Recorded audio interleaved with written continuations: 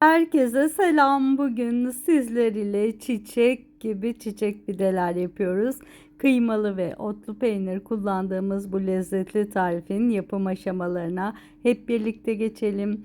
İzleyen herkese keyifli seyirler diliyorum ve tarifimin yapım aşamalarına geçiyorum. Tarifimde ilk önce bir bardak suyumuz var. Suyumuzu bir kabımıza alıyoruz. Bir bardak da süt kullanacağım. Su ve sütümü bir ısıtma kabıma aldım ve ılıklaştırıyorum. Su ve sütüm ılınırken ben de tarifimin ununu eliyorum. Tarifimde 3-4 su bardağı kadar un kullanacağım. Tarifimizi yaparken un miktarına birlikte karar veririz. Şöyle 3 su bardağı unumu ilk etapta bir yoğurma kabıma eliyorum. Tüm hamur işlerinde unu elemek çok önemli. Tarifinizin başarılı olmasını istiyorsanız benden bir püf noktası, mutlaka ununuzu eleyiniz. Elediğim unumun ortasını şöyle bir kaşığım yardımıyla açıyorum ve hamurumun, daha doğrusu unumun ortasına mayamı koyuyorum. Bir paket instant maya kullandım.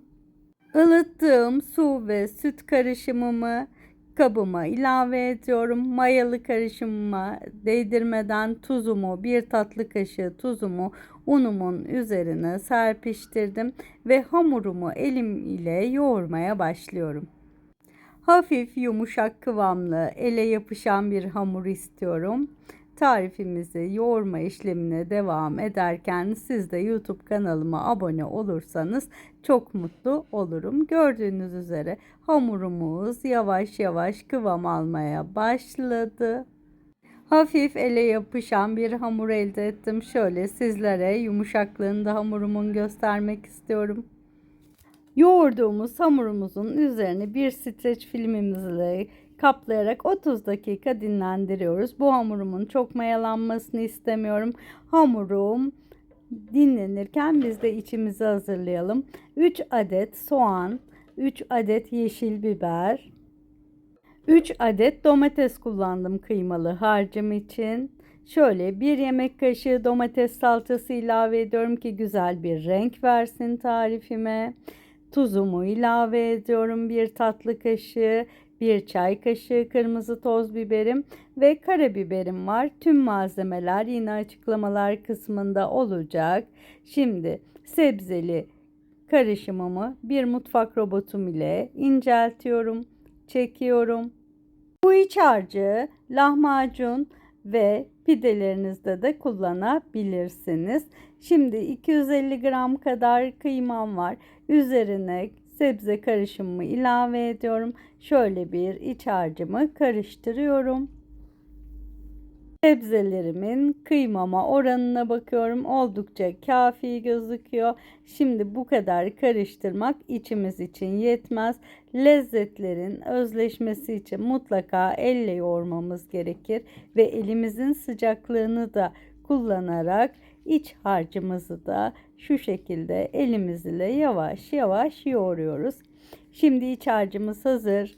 Tezgahımı şöyle bir hafif unluyorum. Ellerimi de unluyorum. Mayalı hamurum elime yapışmasın diye. Hamurumu dışarıdan içeriye doğru katlaya katlaya bir kez daha gazını çıkaracak şekilde yoğuruyorum. Mayalı hamurlarda dışarıdan içeriye doğru katlayarak yoğurmak önemli. Artık hamurum son şeklini aldı, sizlerin de gördüğü üzere. Çok da başarılı bir hamurumuz oldu. Şimdi hazırladığım hamurumun üzerine de bir miktar un serpiştiriyorum. Elim ile şöyle hamurumu birazcık daha yassıltıyorum ve artık yavaş yavaş hamurum merdanem ile açmaya hazır hale geliyor. Şimdi hamurumu artık merdanem ile çok fazla ince olmayacak şekilde açabilirim. Şöyle gördüğünüz üzere hamurumuzu merdanemiz ile açıyoruz.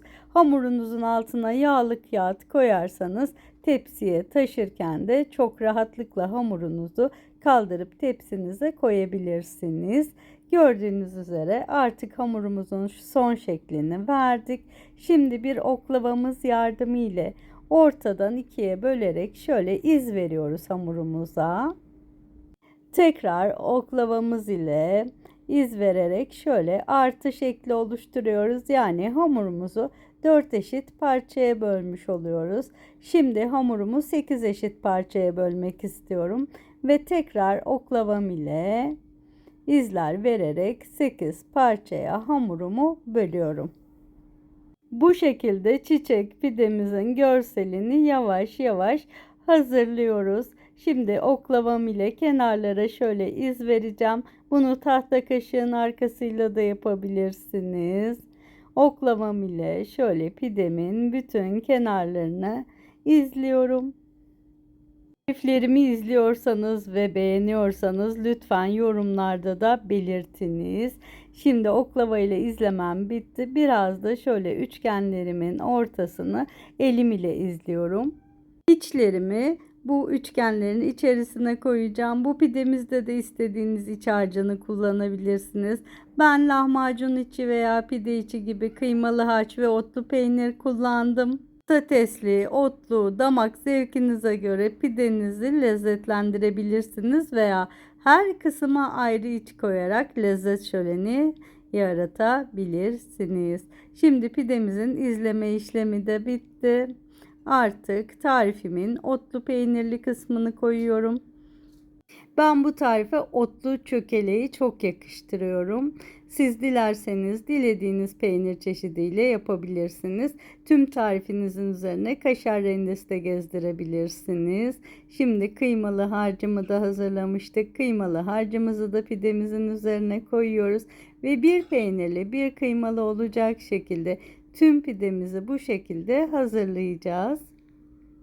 Bu arada Instagram sayfamın ismi Yemez Misin? Tariflerimi deniyorsanız bana gönderirseniz oradan da diğer tüm takipçilerimiz ile birlikte paylaşabiliriz.